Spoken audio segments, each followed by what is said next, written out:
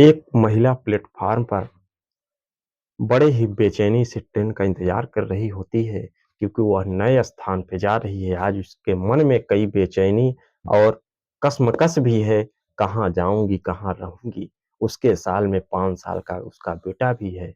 उसी ट्रेन के इंतज़ार के बीच में वहाँ लड़के के नज़दीक एक व्यक्ति आता है, लगभग उसकी उम्र 28 साल के आस-पास रही होगी।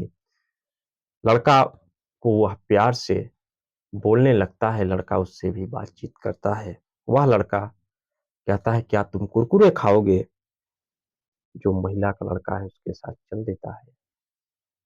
5 साल का यह बालक वह 28 साल के युवक के साथ प्लेटफ़ॉर्म पर बड़े स्टॉल जो होते हैं, कुरकुरे बेचने वाले, टी वाले, उन्हीं के पास जाता है। बहुत सारा सामान वह व्यक्ति जब बच्चे को दिलवाता है, तो बच्चा खिलखिलाता हुआ माँ के पास पहुँचता है। जब माँ यह सब सामान देखती है, बच्चे को लिए हुए, तो एक बार प्यार भरी गहरी नज़रों में देखती है और उसके मन में एक भाव है कि कौन ऐसा व्यक्ति है जो मेरे बेटे को इतना सारा सामान दिलवा दिया, इतना पैसा खर्च कर दिया। साथियों, इसी बीच में उस व्यक्ति से भी महिला मिलती है और कुछ ही टाइम में ट्रेन आने का समय हो जाता है। दोस्तों नमस्कार, हमारे यूनिक स्टोरी चैनल में आपका स्वागत है मित्रों। साथियों, जब ट्रेन आती है, उससे पूर्व वह महिला उस व्यक्ति से कहती है कि आपने मेरे बेटे को इतना सारा क्यों पैसा खर्च करके सामान दिलवाए हैं? बच्चे से भी कहते हैं कि अंकल जी को और सामान दे दीजिए। वह व्यक्ति कहता है कि ठीक है, बच्चा है, लिए रहने दो, खा पी लेगा। आखिरकार वह जो 28 साल का युवक होता है, उसकी उम्र योगेश 28 साल है, योगेश नाम है। महिला से पूछ पड़ता है कि बहन जी आप कहाँ जाना चाहती हैं? अब महिला चूँकि पहली बार दिल्ली जा रही थी, ये वाकया कानपुर रेलवे स्टेशन का है साथियों। प्रयागराज ट्रेन का इंतज़ार कर रही थी। महिला भरी स्वरों में कहती हैं कि मुझे दिल्ली जाना है। आप कहाँ जाएँगे? तो वह व्यक्ति भी कहता है मुझे भी दिल्ली ही जाना है। दोनों एक-दूसरे से पूछते हैं कि काम क्या है? योगेश बताता है कि मैं वहाँ कंपनी में इंजीनियर हूँ। जो महिला है वो पूर्वा नाम की महिला का पति वहीं दिल्ली में ड्यूटी करते थे, लेकिन अचानक उनका शादी के 2 साल बाद घर लौट रहे थे, अचानक एक्सीडेंट हो जाता है। अब उस इस दुनिया में नहीं है, पत्नी बेसहारा है, परिवार के जो सदस्य लोग हैं, पत्नी का साथ नहीं दे रहे। उसको उम्मीद है कि पति ने 6 साल वहाँ ड्यूटी किया है, कुछ पीएफ का पैसा है शायद मिल जाए, तो परिवार मेरे बच्चे का गुज़र-बसर उसके माध्यम से कुछ तो सहायता मिल जाए। उसी लालसा में पत्नी आज दिल्ली जा रही है, पहली बार जा रही है। ट्रेन आती है, योगेश पूछता है कि आपका कौन-सा टिकट है? चूँकि जनरल का टिकट महिला ली हुई थी। योगेश का ये फर्स्ट एसी में टिकट होता है। योगेश महिला को लेकर एसी में चढ़ जाता है। कहता है ठीक है मेरे साथ चलो, तुम्हें कोई दिक्कत नहीं होगी। टीटी वहाँ टिकट जब माँगता है तो महिला चूँकि जनरल का टिकट लिए थी, जनरल का टिकट दिखा देती है। टीटी वहाँ से कहता है कि ठीक है तुम्हारा तो जनरल का टिकट है, तुम इसमें आ गई हो। महिला बताती है साहब पहली बार चढ़ी हूँ। उसको इशारा कर देता है कि तुम्हारा जनरल का टिकट है, वहाँ चला जाओ। लेकिन योगेश बगल में खड़ा होता है, वो कहता है सर फाइन बना दीजिए, ये अकेले अब कहाँ जाएँगी? फाइन बनवा लेता है और रिक्वेस्ट करता है कि सीट कोई खाली हो तो उसमें बैठवा दीजिए। आखिरकार योगेश के माध्यम से फाइन का पैसा जमा कर दिया जाता है। योगेश की सीट कन्फर्म होती है, महिला को उसी में बैठा देता है। आखिरकार महिला बच्चे के साथ वहाँ बैठ जाती है। महिला योगेश को इशारा करती है कि आप भी बैठ जाइए। आप की सीट है, आपने मुझे दे दिया है। योगेश कहता है, ठीक है, आप बैठ जाइए, मैं यहीं अगल-बगल कहीं एडजस्ट हो जाऊँगा। लेकिन सीट में इतनी जगह होती है कि दोनों बैठ जाते हैं। दोनों की बातचीत होती है आपस में। महिला अपनी सारी स्थिति बयाँ करती है कि पति मेरे अब इस दुनिया में नहीं है। उसको अंदाज़ा भी लगा सकते थे कि महिला विधवा हो सकती है। लेकिन योगेश और पूर्वा की उम्र लगभग समथिंग ही होती है। स्थितियाँ बयाँ करती है, योगेश से बताती है कि ये ऐसी स्थिति है, मेरे पति का जो कुछ पैसा था पीएफ का, उसी को लेने जा रहे हैं। वो पूछता है कि दिल्ली में क्या और कोई परिचित है? महिला मना कर देती है कि परिचय का तो कोई नहीं है। कंपनी का पता है, वहीं पहुँचूँगी। फ़ोन से संपर्क हुआ है, शायद पहुँचने पर काम भी हो जाए। आखिरकार रास्ते का टाइम बीतता है, ट्रेन दिल्ली पहुँचती है। दिल्ली पहुँचने के बाद योगेश महिला से पूछता है, क्या अगर आपकी इजाज़त हो, तो हम आपके साथ कंपनी तक चल सकते हैं? ज़ाहिर-सी बात है, महिला को काफ़ी योगेश के साथ रहकर एक तरह से काफ़ी ढाँढस और भरोसा भी मिला, क्योंकि वह इस योग्य था। महिला हाँ कह देती है कि ठीक है। दोनों उस कंपनी पहुँचते हैं। पहुँचने पर वहाँ सारी जानकारियाँ काउंटर पर माँगी जाती है। तो जो पूर्वा के पति होते हैं, वहाँ एक नामनी होता है दोस्तों। नामनी में पता वहाँ जाने के बाद पता चलता है कि उनके पति के नामनी में उनके पिता का नाम है। जब वहाँ ऐसी चीज़ें बताई जाती है तो महिला थोड़ा-सा मायूस भी होती है कि इतना दूर आए हैं। अब ससुर जो मेरे हैं वो मेरा तो साथ दे नहीं रहे हैं। ठीक है, उनसे संपर्क करते हैं। योगेश के कहता है कि आप अपने ससुर जी के पास फ़ोन लगा लीजिए। एक दिन की बात है, उनको बुला लीजिए, कल आ जाएँ, कल ही पैसा पास हो जाएगा। आखिरकार महिला घर संपर्क करती है।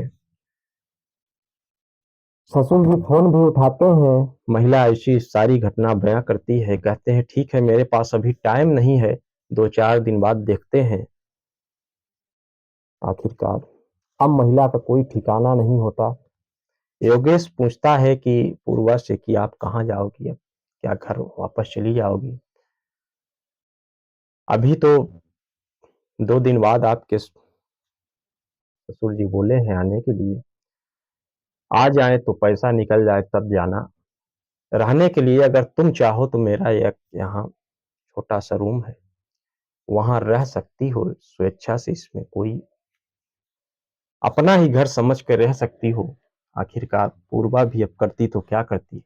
योगेश के साथ जाती है, नज़दीक में ही उसकी मकान था, वहाँ से पहुँचते हैं दोनों। बच्चा भी 5 साल का पूर्वा का है साथ में। कमरे पे जाते हैं, चूँकि काफ़ी दिन हो गया था, योगेश गाँव आया था छुट्टी में, तो कमरे में काफ़ी धूल जमी होती है। योगेश साफ-सफाई करने लगता है। पूर्वा भी उसकी मदद करती है कि ठीक है, आप रहने दीजिए, मैं हूँ साथ में, साफ-सफाई कर देती है। साफ-सफाई करने के बाद खाना-पीना बनता है। दोनों खाना-पीना खाते हैं, बच्चे को भी खिलाते हैं। इसी बीच में रात का वक़्त होता है, सभी सो जाते हैं। अब अगले दिन इंतज़ार करते हैं, पुनः घर फ़ोन लगाती है पूर्वा अपने ससुर जी के पास, लेकिन फ़ोन उठाते हैं, कहते हैं कि अभी मेरे पास टाइम नहीं है आने के लिए। ठीक है, देखते हैं 1-2 दिन में।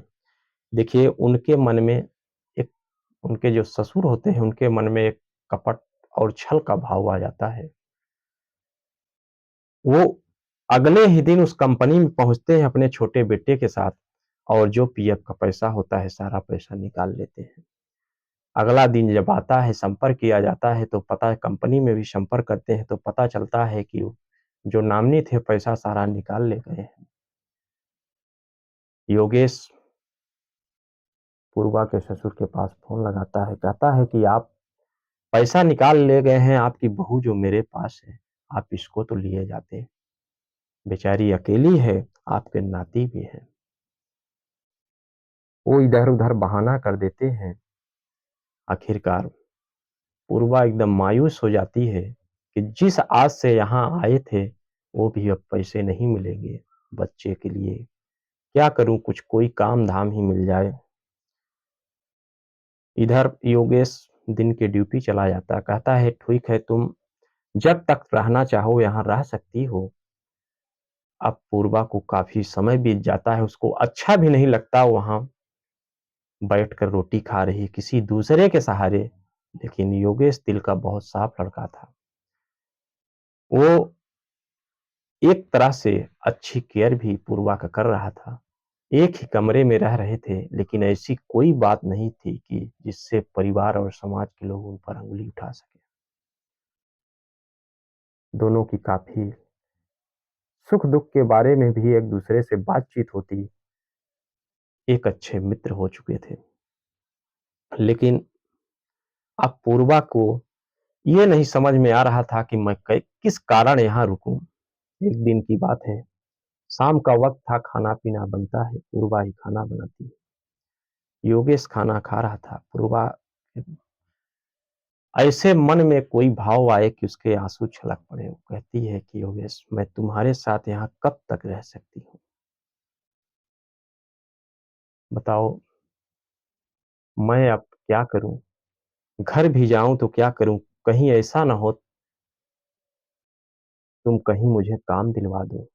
इस बच्चे के लिए तो कम से कम अब पढ़ने योग्य लड़का है। मैं ऐसे कब तक तुम्हारे साथ इस कमरे में रहूँगी? योगेश कहता है कि ठीक है, मैं देखता हूँ, कहीं काम मिल जाएगा तो ठीक है, नहीं तब तक तुम मेरे साथ यहीं रहो। महिला को योगेश के प्रति एक प्रेम भी उभरने लगता है। आखिरकार जब कहीं काम नहीं मिलता तो एक दिन महिला अपने घर जाने के लिए तैयार हो जाती है कि योगेश, मैं अब तुम्हारे साथ यहाँ नहीं रहूँगी। मैं गाँव जा रही हूँ, वहीं कुछ काम-धाम देखूँगी। कहीं पैसे की व्यवस्था हो जाएगी तो कोई छोटी-सी चाय-वाय की कहीं दुकान खोल लूँगी, ताकि ज़िंदगी में गुज़र-बसर चलता रहे। आखिरकार सुबह तैयारी बनती है। आज उसके मन में और योगेश के मन में भी अलग भाव है। एक बिछड़ने का भाव, जो महिला इतने दिन तक साथ रही हो। महिला के भी योगेश से बिछड़ने का आज भाव है। जाते-जाते कह देती है कि योगेश, आज तुमसे दूर जा रही हूँ, लेकिन मैं सच में शायद तुमसे प्यार करने लगी हूँ। योगेश जब यह बात सुनता है, तो कहता है, पगली, तुमने तो बहुत लेट कर दिया। योगेश चूँकि नौकरी करता था, गाँव में भी उसकी शादी की तमाम चर्चाएँ, बातें चल रही होती हैं। कहता है, तुमने बहुत लेट कर दिया, और लिपट जाता है और लिपट कर दोनों एक गले लगा लेते हैं आपस में।